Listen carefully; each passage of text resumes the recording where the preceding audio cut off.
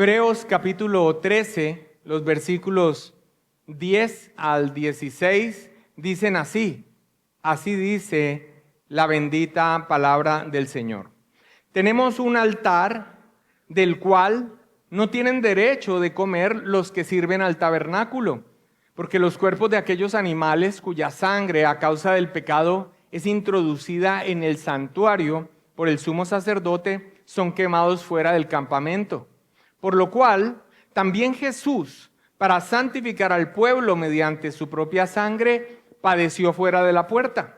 Salgamos pues a él, fuera del campamento, llevando su vituperio, porque no tenemos aquí ciudad permanente, sino que buscamos la por venir. Así que ofrezcamos siempre a Dios, por medio de él, sacrificio de alabanza, es decir, fruto de labios que confiesan su nombre. Y de hacer bien y de la ayuda mutua no os olvidéis, porque de tales sacrificios se agrada Dios. En el siglo I, los paganos pensaban que los cristianos no tenían Dios y se referían a ellos como ateos. Todo ese aspecto visible que habitualmente se relacionaba en sus creencias con la religión y la adoración estaba ausente en los cristianos. Los cristianos no tenían un edificio sagrado, no tenían un sistema de sacrificios que ofrecieran a sus dioses, ni tampoco tenían sacerdotes representantes de la deidad que ofrecieran los diferentes rituales para apaciguar, fortalecer, adorar u honrar a sus dioses. Ireneo, quien vivió aproximadamente entre el año 130 y el 200, quien era discípulo de Policarpo, y Policarpo fue discípulo del apóstol Juan, en su defensa de la verdadera adoración sugiere que conocía gente que decía: vosotros cristianos no tenéis una religión verdadera, porque no tenéis sacrificios. Esto está registrado en el 4º libro de su obra Contra las herejías. La fe cristiana, desprovista de todo ese aparato visible que se asociaba a la religión, especialmente la ausencia de un sistema de sacrificios, como expresa F.F. Bruce, era vista con sospecha. De igual manera, los judíos cuestionaban a sus connacionales que se habían convertido al cristianismo.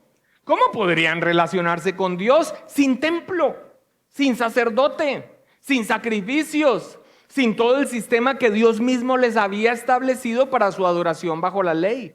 ¿Dónde está el sacerdote? ¿Dónde está el templo? ¿Dónde está el lugar santísimo? ¿Dónde está el altar de sacrificio? ¿Dónde están las víctimas? ¿Dónde están los sacrificios de expiación? En esta carta, el autor de Hebreos, inspirado por el Espíritu Santo y desde las Sagradas Escrituras del Antiguo Testamento, les ha respondido. Allí están. Cristo.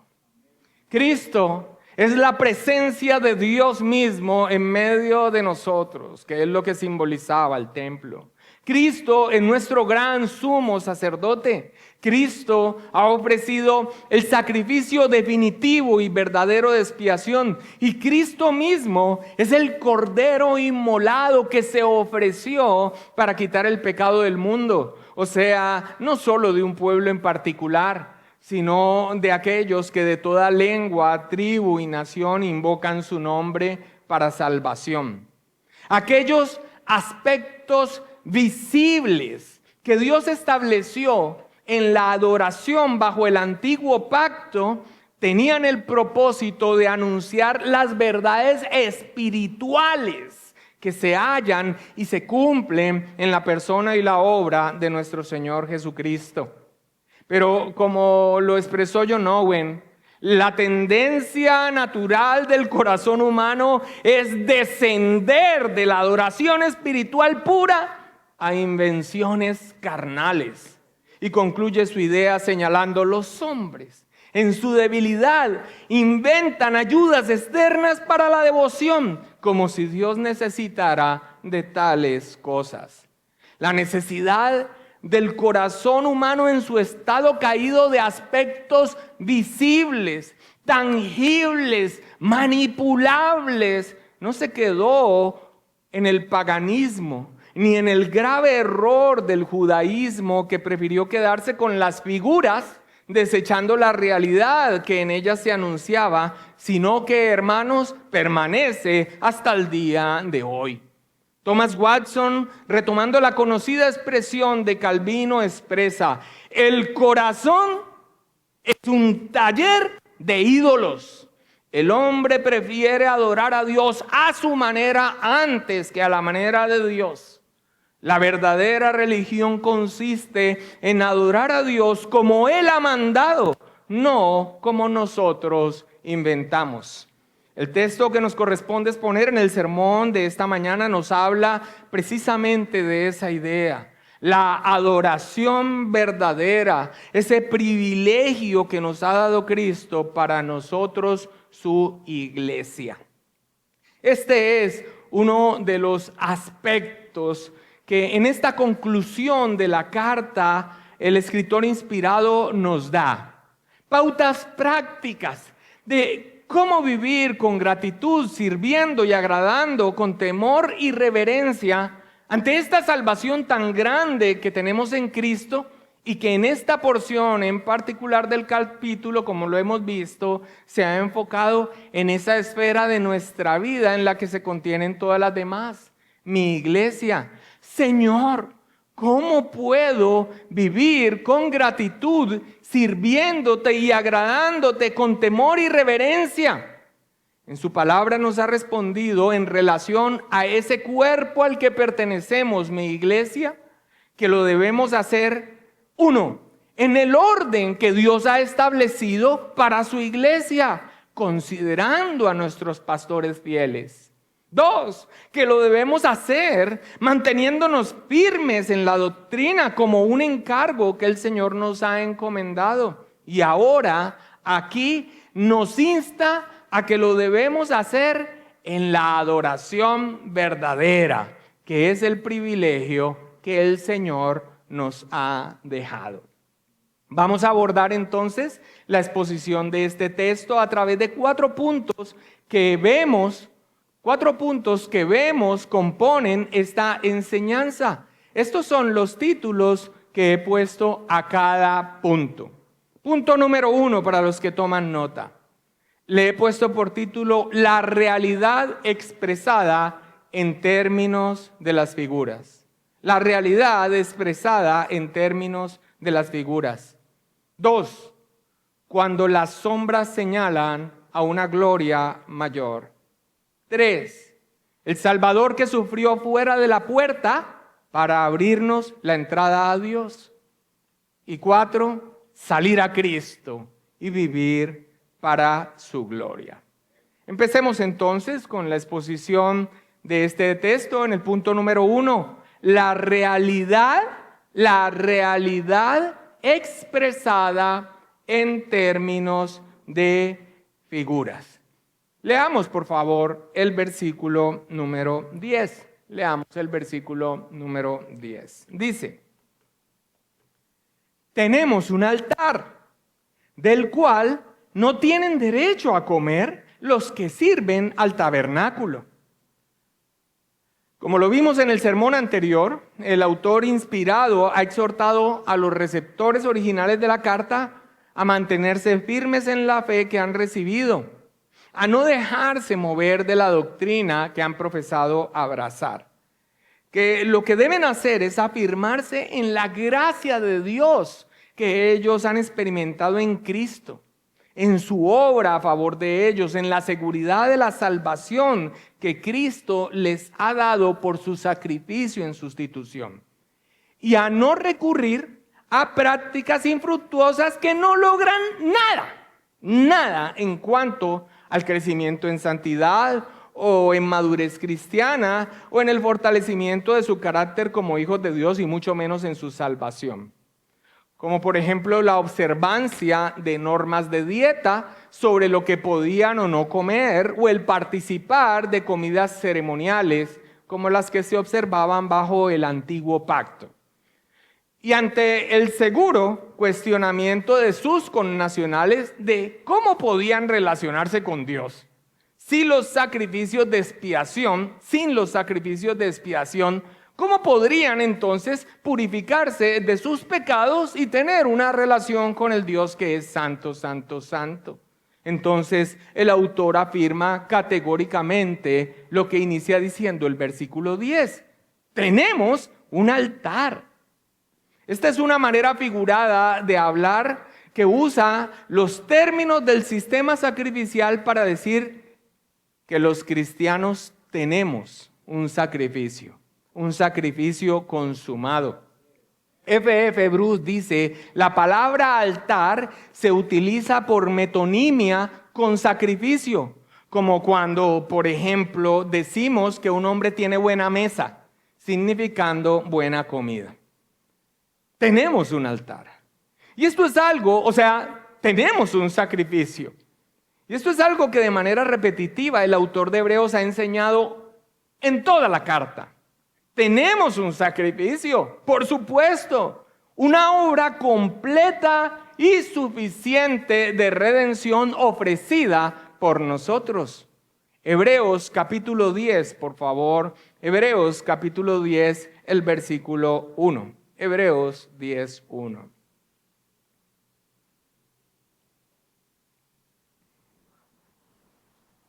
Dice, porque la ley, hablando del antiguo pacto, todo ese sistema del antiguo pacto, dice, porque la ley, teniendo la sombra de los bienes venideros, no la imagen misma de las cosas, nunca puede, por los mismos sacrificios que se ofrecen continuamente cada año, hacer perfectos a los que se acercan. Versículo 10 al 14.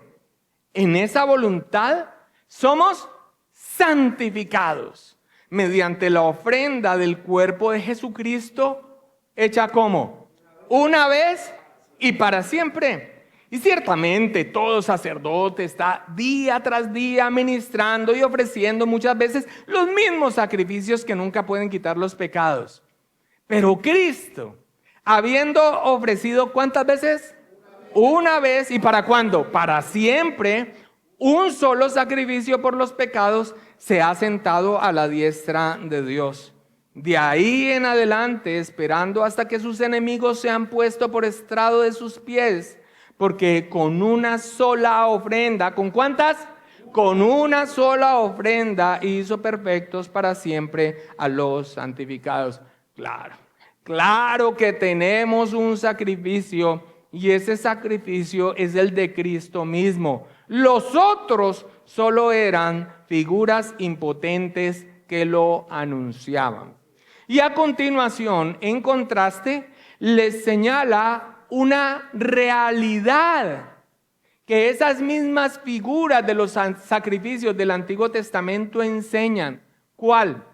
Y es que quienes servían en ese sistema, los sacerdotes levíticos y en últimas quienes ellos representaban, no podían comer de ese sacrificio que les estaban reclamando a los cristianos. ¿Dónde están sus sacrificios?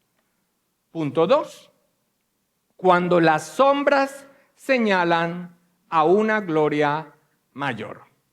El versículo 10 continúa diciendo, después de haber dicho que tenemos un altar, que significa tenemos un sacrificio en el sentido que he explicado. Continúa diciendo, del cual, de ese sacrificio, uno solo, una sola vez y para siempre, suficiente y pleno para cumplir su propósito santificador, redentor, del cual no tienen derecho de comer los que sirven al tabernáculo. Acompáñame por favor, sin perder el texto de estudio, a Levítico, capítulo 16, Levítico capítulo 16, el versículo 27. Levítico 16, 27 dice, para ver directamente lo que aquí les está señalando el autor inspirado de Hebreos, Levítico 16, 27 dice, y sacarán fuera del campamento el becerro y el macho cabrío inmolados por el pecado, ojo con esta descripción, cuya sangre fue llevada al santuario, ¿para qué? Para hacer la expiación, y quemarán en el fuego su piel, su carne y su estiércol. Era un derecho divino de los sacerdotes que dedicaban su vida al servicio en el tabernáculo, que participaran, que comieran de los sacrificios ofrecidos a Dios. Los sacerdotes podían comer de las ofrendas por el pecado, pero cuya sangre no era llevada al interior del santuario. Podían comer de las ofrendas por la culpa, podían comer de las ofrendas de paz, podían comer de las ofrendas en toda especie que la ley establecía, pero de los sacrificios cuya sangre era introducida en el lugar santo para expiación y cuyos cuerpos eran llevados fuera del campamento, ellos no podían comer. Miremoslo en Levítico, capítulo 6, el versículo 30. Levítico, el capítulo 6, el versículo 30. Dice: no se comerá ninguna ofrenda de cuya sangre se metiere en el tabernáculo de reunión para hacer expiación en el santuario. Al fuego será quemada. Esto es lo que directamente cita a continuación en el versículo 11 el autor inspirado de Hebreos. Vayamos a nuestro texto, Hebreos 13, pero ahora leamos el versículo 11. ¿Estamos allí, hermanos? Dice: porque, empieza a explicar por qué de ese sacrificio nuestro, pleno, total, único, que cumple su propósito, no tienen derecho de comer los que sirven al tabernáculo. Dice: porque los cuerpos de aquellos animales cuya sangre a causa del pecado es introducida en el santuario por el sumo sacerdote, son quemados fuera del campamento. Y ya sabemos a través de la lectura de Levítico que no todas las ofrendas, no todos los sacrificios, los sacerdotes podían comer de los animales, de la harina, de todas las cosas en grano que se ofrecía para alabanza y adoración a Dios a través de todo este sistema.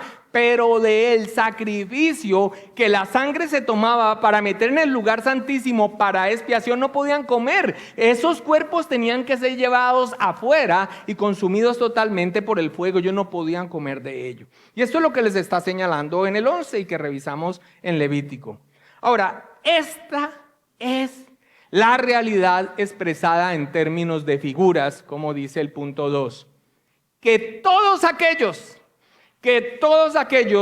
que ofician en ese momento bajo ese sistema del antiguo pacto y a quienes ellos representan, no tienen derecho, no tienen el privilegio de participar de los beneficios del verdadero sacrificio a los que esas figuras solo tipificaban.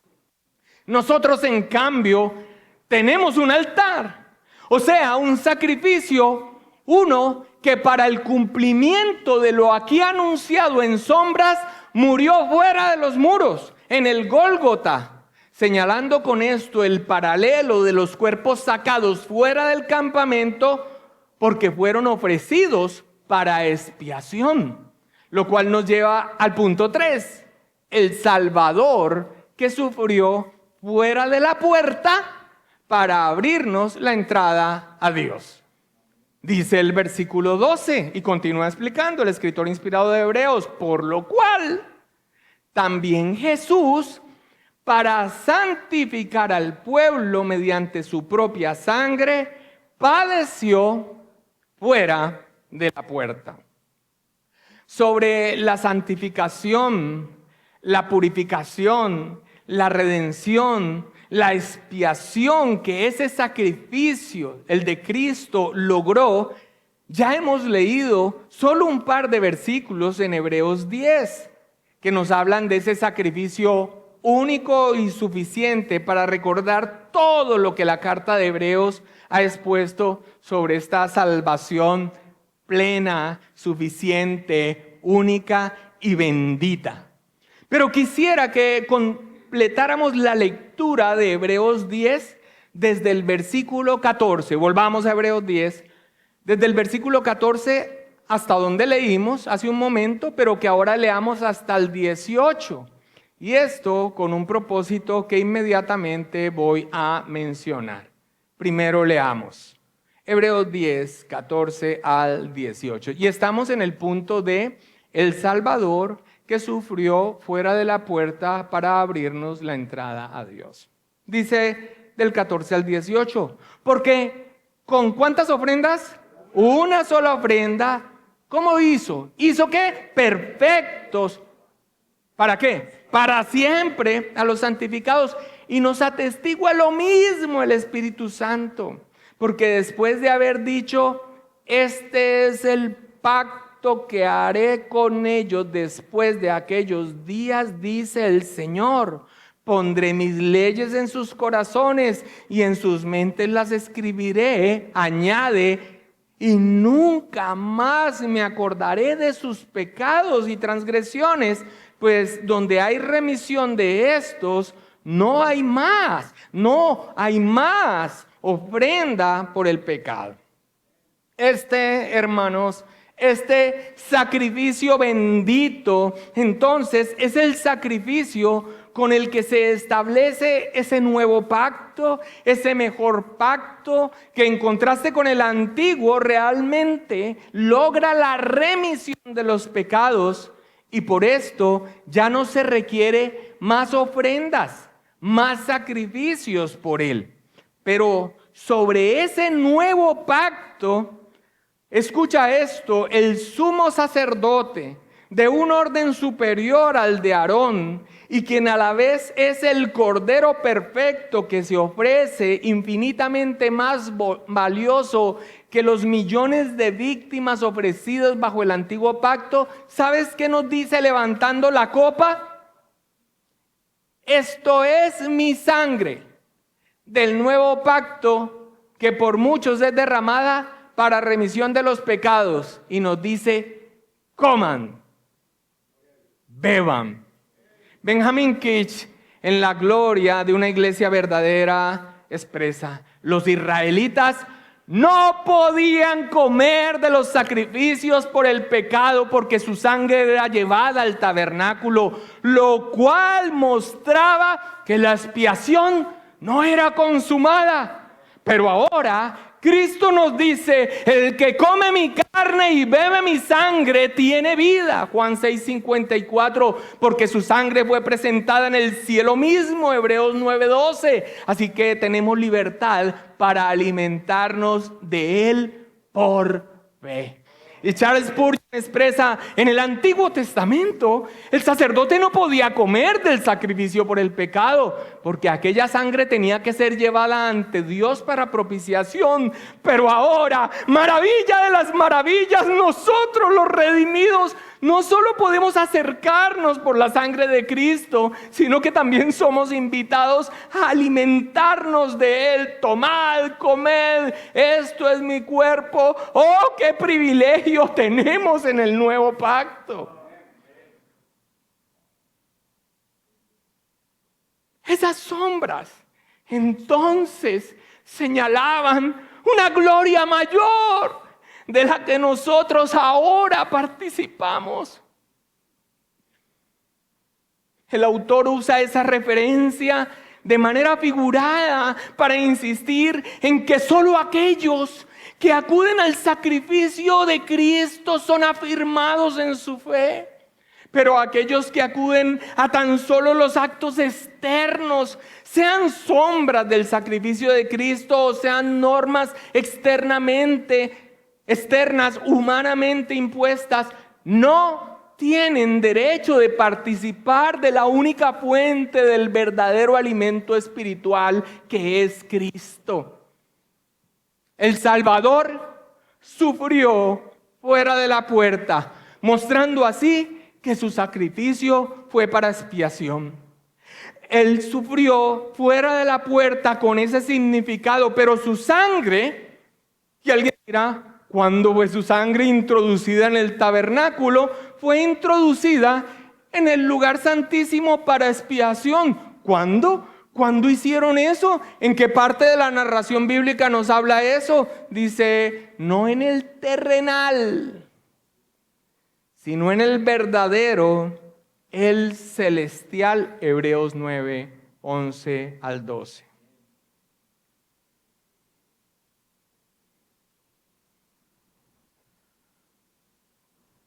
Pero estando ya presente Cristo, sumo sacerdote de los bienes venideros, por el más amplio y más perfecto tabernáculo, no hecho de manos, es decir, no de esta creación, y no por sangre de machos cabríos ni becerros, sino por su propia sangre, entró una vez para siempre en el lugar santísimo, habiendo obtenido eterna redención.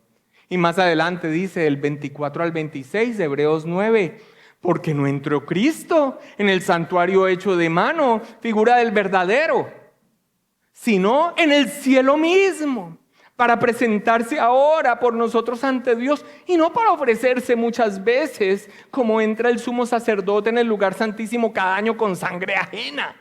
De otra manera le hubiera sido necesario padecer muchas veces desde el principio del mundo, pero ahora en la consumación de los siglos se presentó, ¿cuántas veces? Una vez. ¿Para cuándo? Para siempre, por el sacrificio de sí mismo para quitar de en medio el pecado.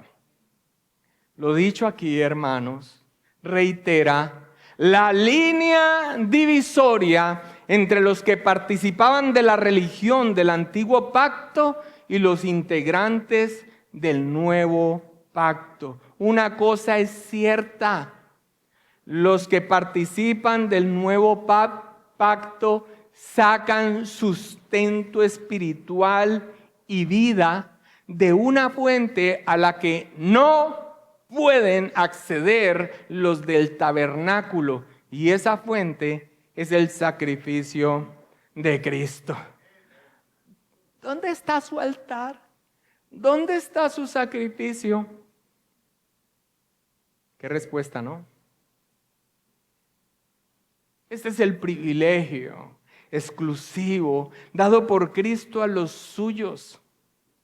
Acceso a Dios, reconciliación con Dios mediante un sacrificio sustitutorio y definitivo, propiciatorio, que nos concede entrada a su presencia, fortaleza espiritual en Cristo y vida eterna. Sin lugar a dudas, nuestro Salvador sufrió fuera de la puerta. Su sangre fue presentada en el tabernáculo, pero no en la figura, sino en el cielo mismo, como una expiación para abrirnos la entrada a Dios irrestricta y plenamente. Este es el privilegio. Esta es la respuesta que le da el escritor inspirado a aquellos hombres que habían dicho abrazar la fe cristiana y que ahora sus connacionales le decían: mira, ¿dónde? Ve, yo no veo nada. Y los paganos le decían: ustedes son ateos. ¿Dónde está su religión? ¿Dónde están aquellas cosas para relacionarse con Dios? ¿Dónde están sus ofrendas y sacrificios delante del Señor? Esta es la respuesta. Cristo, la realidad de las bendiciones que nosotros tenemos, mis amados hermanos, y que se los tengo que decir, y me lo digo a mí mismo, nosotros perdemos de vista. Perdemos de vista tan enormes, sublimes, eternas, perecederas e invaluables bendiciones en Cristo Jesús, por estar llenos nuestros ojos de las lágrimas de bobadas pasajeras.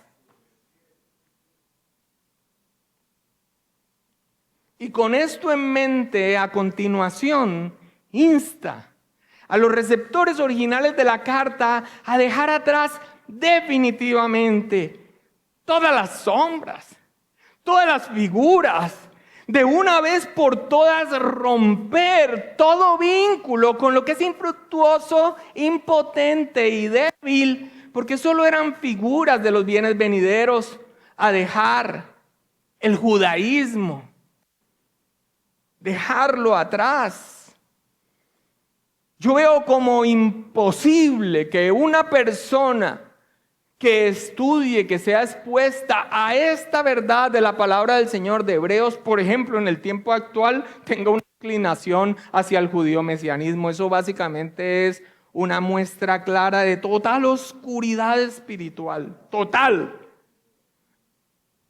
No es nuestra fe, por lo menos no la que brota de las Escrituras.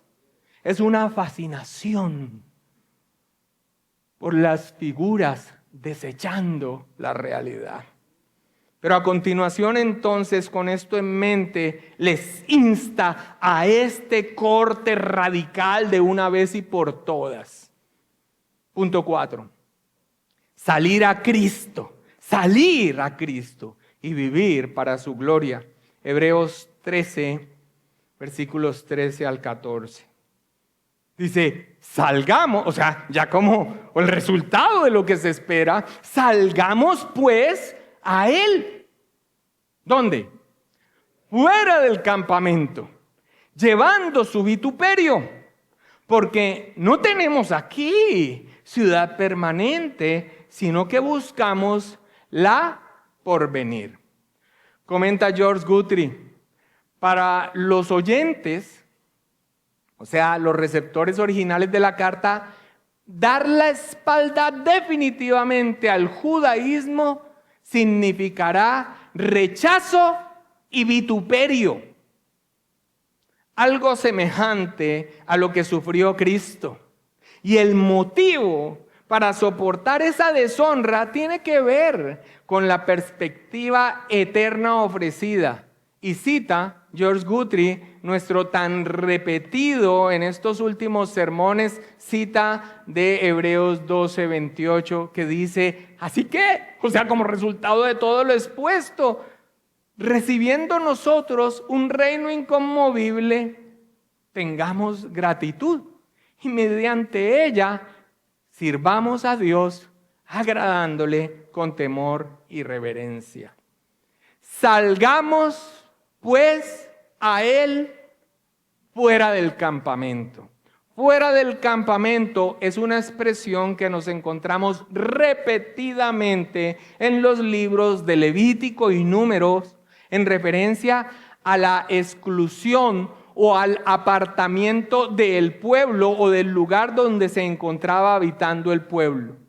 Todo lo que sacaban fuera del pueblo, fuera del campamento, era un apartarse del lugar donde estaba ese pueblo.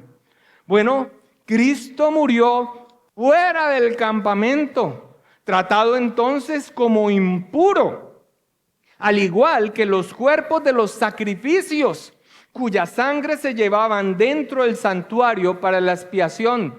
Dios lo trató a él como pecador, le imputó el pecado de todos los suyos, por eso fue sacado fuera del campamento. La expresión fuera del campamento entonces era sacar fuera de donde estaba el pueblo.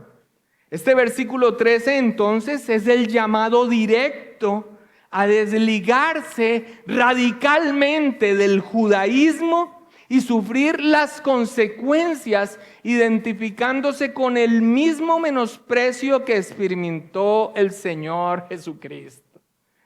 Thomas Scheiner expresa, el autor exhorta a los lectores a seguir a Jesús.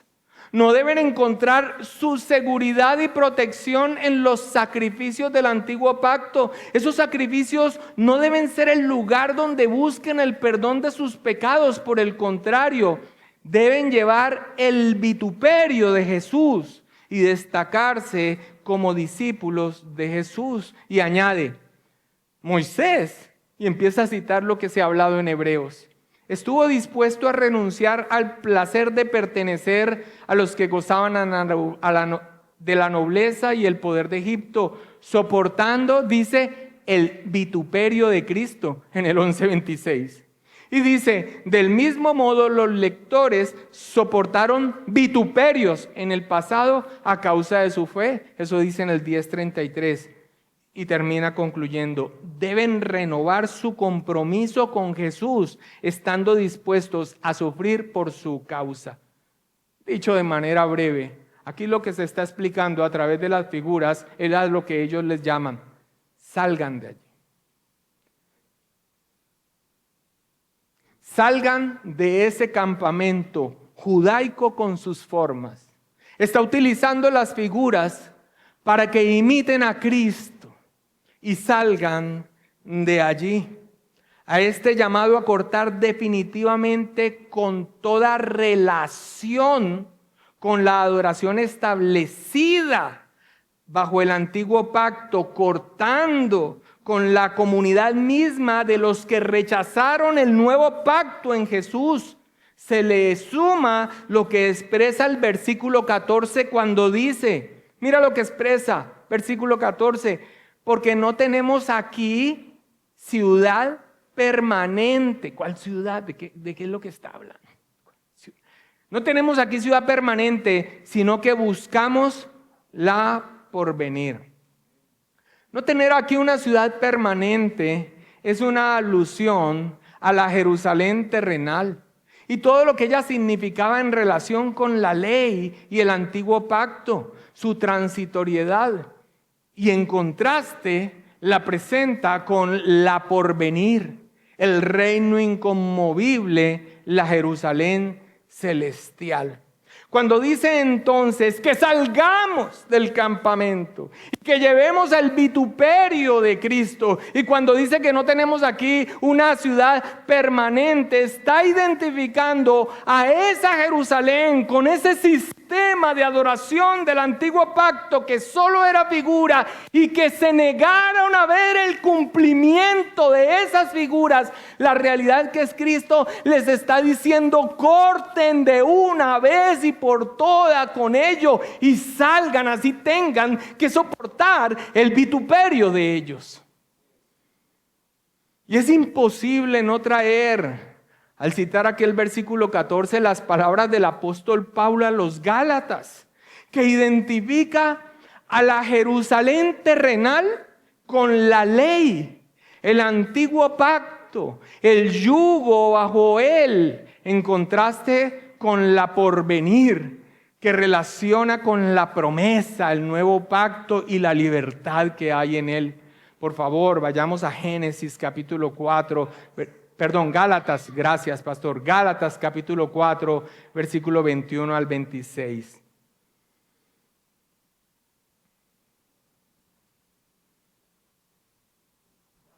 Y de pronto aquellos que han tenido algún tipo de influencia dispensacionalista dirán: ay, ¿cómo puede ser posible que estén así hablando de la ciudad sagrada Jerusalén? No, lo hace el apóstol Pablo. Lo hace el escritor inspirado de Hebreos. Es que no se trata de una ciudad terrenal, de un lugar físico como tal.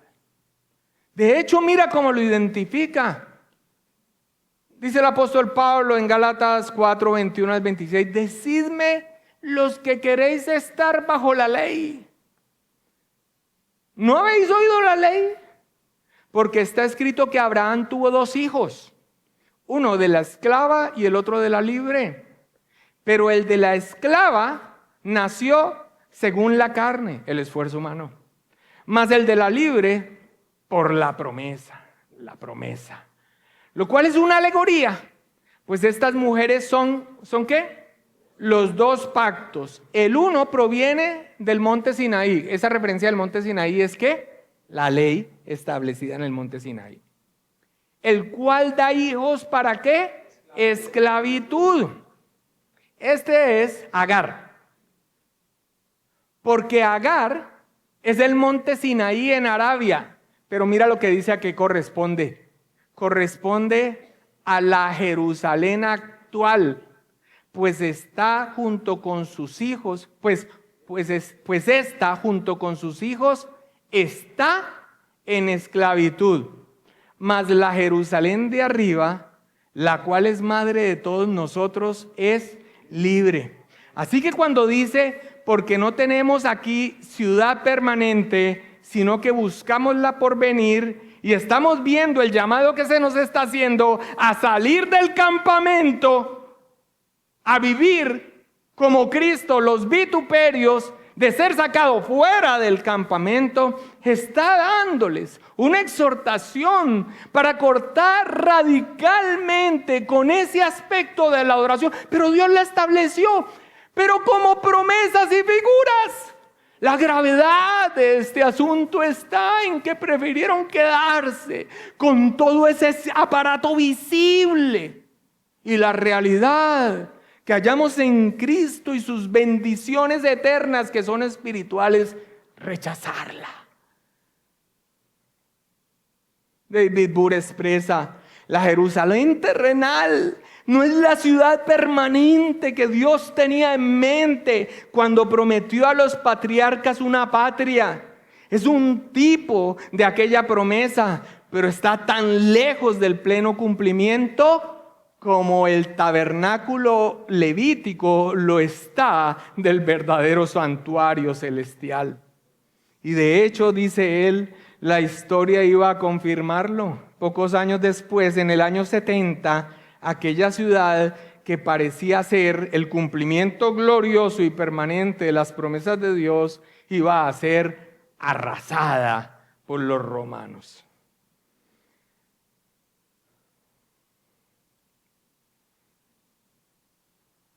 Sencillo el mensaje. Leámoslo otra vez y verá que usted lo explica fácil en un párrafo. Entonces, ¿qué haremos?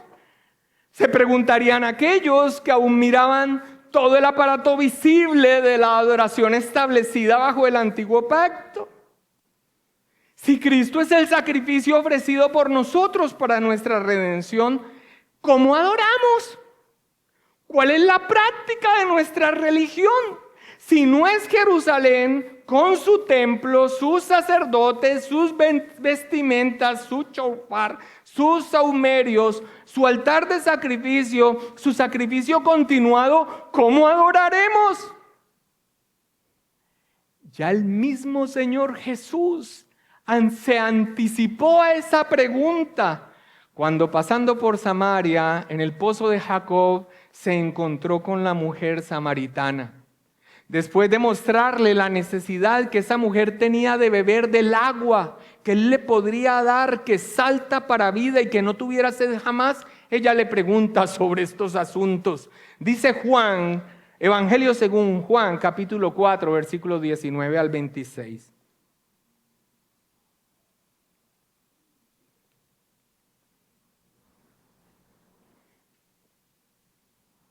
Le dijo la mujer: Señor, me parece que tú eres profeta. Nuestros padres adoraron en este monte. Ese monte era Gerizim, en la adoración falsa que impusieron los que se dividieron en el reino del norte y decían, pues no les convenía que fueran hasta Jerusalén, sino que dijeron, no, aquí en Gerizim.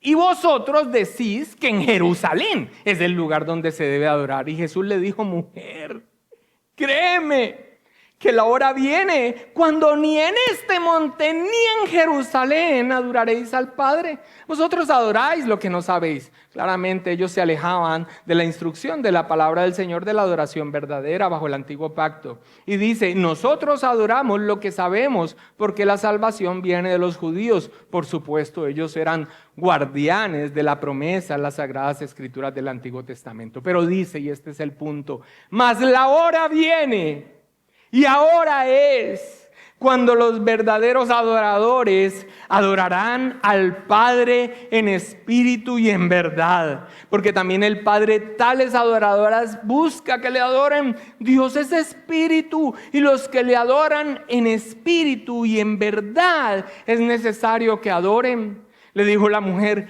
sé que ha de venir el Mesías llamado el Cristo. Cuando Él venga nos declarará todas las cosas. Y Jesús le dijo: yo soy el que habla contigo. Mas la hora viene y ahora es, Cuando los verdaderos adoradores adorarán al Padre en espíritu y en verdad, porque también el Padre tales adoradores busca que le adoren. Dios es espíritu y los que le adoran en espíritu y en verdad es necesario que adoren.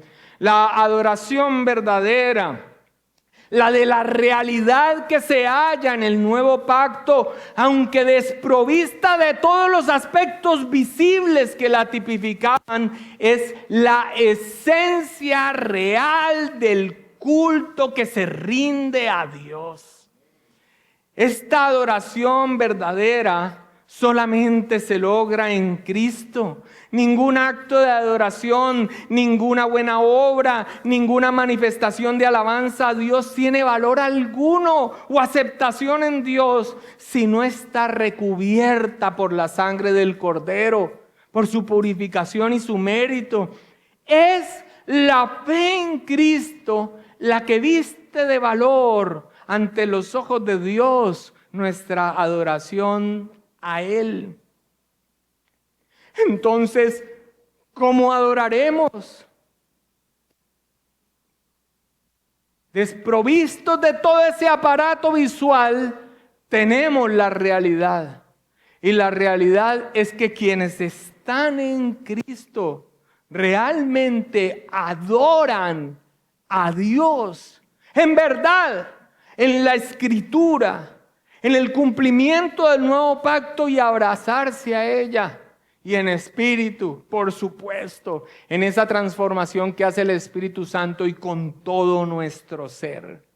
Y así concluye nuestro pasaje, llamándonos al ejercicio de ese privilegio dado por Cristo a su iglesia, versículo 15 al 16. Así que, en conclusión, ofrezcamos siempre a Dios por medio de Él sacrificio de alabanza, es decir, fruto de labios que confiesan su nombre, y de hacer bien y de la ayuda mutua no os olvidéis, porque de tales sacrificios se agrada Dios. Mira esta característica de la genuina adoración a Dios. Lo primero es que es como por medio de Él. No hay manifestación humana de adoración a Dios, la que sea agradable a los ojos de Dios, si no es en Cristo Jesús. Pero además de eso nos dice aquí que la ofrezcamos a Dios siempre. Hermanos, guardar el día del Señor y el culto a Dios que tenemos en ese día es la cúspide de nuestra adoración a Dios. Eso no es opcional y está regulado por su palabra. Esa es una de las convicciones de nuestra iglesia. Para quien quiera ser miembro de la iglesia. Como se debe adorar a Dios en el culto público es un tema que se trata en el principio regulativo de la adoración. Pero la adoración a Dios se extiende a una vida que se vive para la gloria de Dios. Ofrezcamos siempre a Dios. Mira el lenguaje.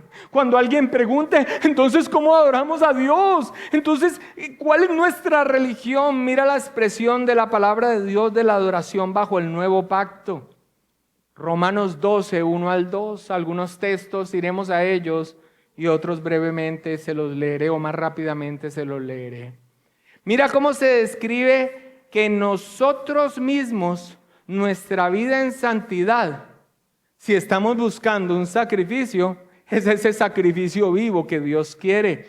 Romanos 12, 1, 2 dice, así que hermanos, os ruego por las misericordias de Dios que presentéis vuestros cuerpos como en sacrificio vivo, santo, agradable a Dios, que es vuestro culto racional.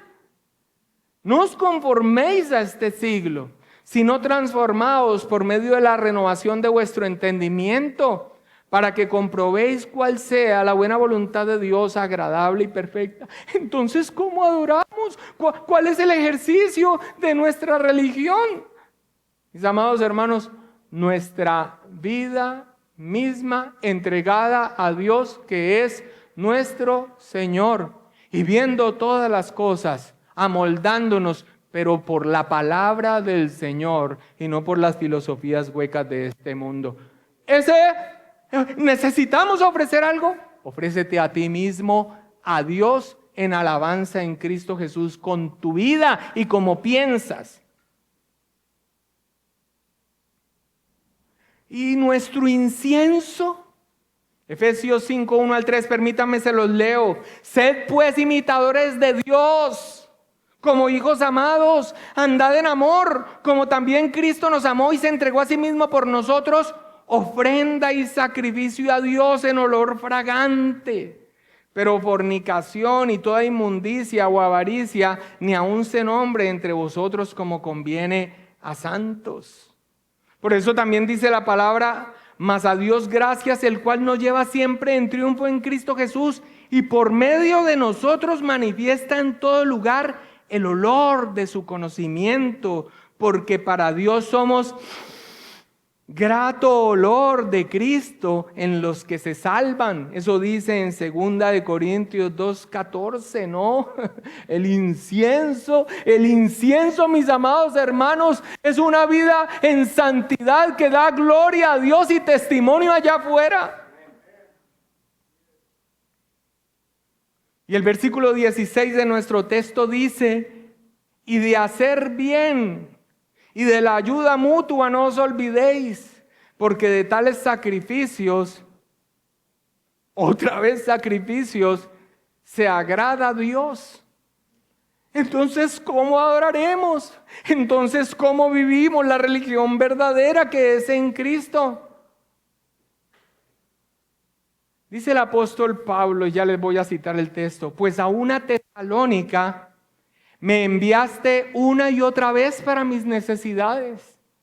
No es que busque dádivas, sino que busco fruto que abunde en vuestra cuenta. Pero todo lo he recibido y tengo abundancia, estoy lleno, habiendo recibido de Epafrodito lo que enviasteis, olor fragante, sacrificio acepto, agradable a Dios.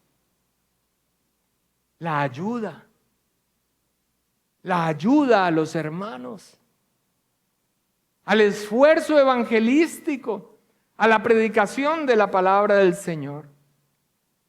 Santiago, hablando de la práctica de la religión verdadera en cuanto al prójimo, dice, si alguno se cree religioso entre vosotros y no refrena la lengüita es expresión mía, y no refrena su lengua, sino que engaña su corazón, la religión de tal es vana. La religión pura y sin mácula delante de Dios el Padre es esta: visitar a los huérfanos y a las viudas en sus tribulaciones y guardarse sin mancha del mundo.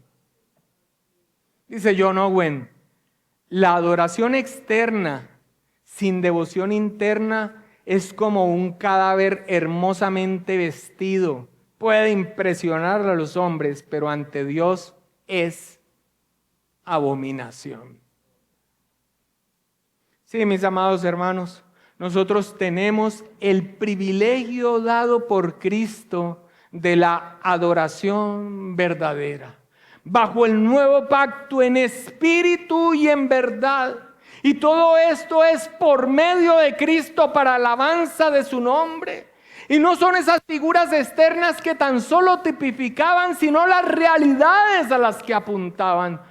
Incienso, olor fragante, tu testimonio, tu santidad, sacrificio de agradecimiento, tu vida, tu firmeza, tu camino recto, honrando al Señor, no permitiendo que allá afuera se blasfeme el nombre de Dios, sino que vean en ti lo que profesas decir. Y en la práctica, como se resume toda la ley, amar a Dios y al prójimo como a ti mismo, un olor fragante de sacrificio acepto, agradable a Dios. Esto ayuda al hermano, el no cerrar el corazón contra tu hermano, contra el prójimo. Nosotros tenemos la oportunidad, de vivir con gratitud una vida que agrade a Dios, con temor de Dios, delante de Él, en la iglesia, en esta que es la adoración verdadera para el cristiano. Termino con esto, hermanos. 2 puntos muy breves. El peligro de los actos externos de adoración desprovistos de la devoción, la fe, la búsqueda sincera del rostro de Dios. Mira, nosotros podemos, y ya hablando del día del Señor y del culto, nosotros podemos rendir un culto regulado por su palabra, principio regulativo de la adoración.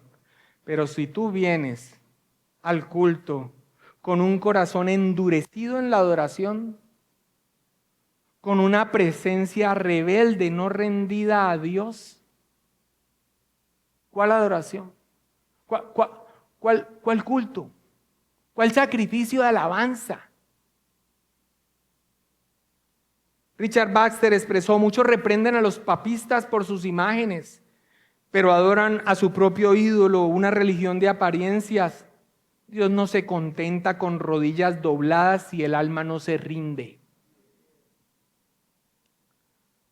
Otro punto: la seducción de lo externo, lo visible, la pompa, los ritos.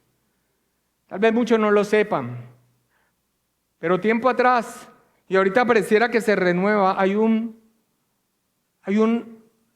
desertar incluso de la fe mejor informada de las palabras, seducidas por los aspectos visibles, la liturgia, las vestimentas, las formas y la solemnidad.